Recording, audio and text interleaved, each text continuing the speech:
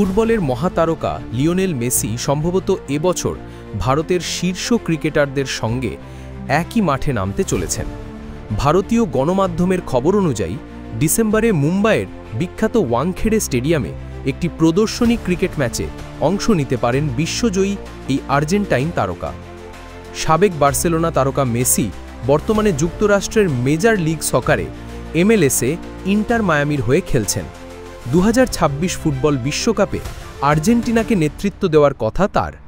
আগামী 14 ডিসেম্বর তাকে একটি 7-এ-সাইড ক্রিকেট ম্যাচে ভারতীয় কিংবদন্তি সচিন টেন্ডুলকর, মহেন্দ্র সিং ধোনি, বিরাট কোহলি এবং রোহিত শর্মার মতো তারকাদের সঙ্গে মাঠে দেখা যেতে পারে। জানা গেছে এবছর প্রচারমূলক সফরের অংশ হিসাবে মেসি ভারত সফরে আসছেন। দ্য ইন্ডিয়ান এক্সপ্রেসের প্রতিবেদন অনুসারে একটি সুপরিচিত ইভেন্ট ম্যানেজমেন্ট সংস্থা মুম্বাই ক্রিকেট অ্যাসোসিয়েশনকে 14 ডিসেম্বরের জন্য ঐতিহাসিক ওয়াংখেড়ে স্টেডিয়ামটি সংরক্ষিত রাখার অনুরোধ জানিয়েছে। এটি ভারতীয় ক্রীড়া ইতিহাসে এক বিরল ঘটনা হতে চলেছে।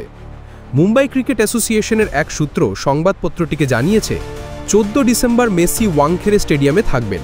তিনি বর্তমান ও সাবেক ক্রিকেটারদের সঙ্গে একটি ক্রিকেট ম্যাচও খেলতে পারেন। সবকিছু চূড়ান্ত হলে আয়োজকরা পুরো সূচি প্রকাশ করবে।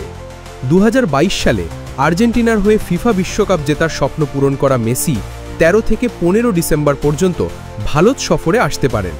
এই সফরে তার নয়াদিল্লি এবং কলকাতা যাওয়ারও সম্ভাবনা রয়েছে। 38 বছর বয়সী মেসি 14 বছর পর ভারতে আসছেন। এর আগে 2011 সালে তিনি কলকাতার সল্টলেক স্টেডিয়ামে ভেনেজুয়েলার বিপক্ষে একটি আন্তর্জাতিক প্রীতি ম্যাচ খেলেছিলেন।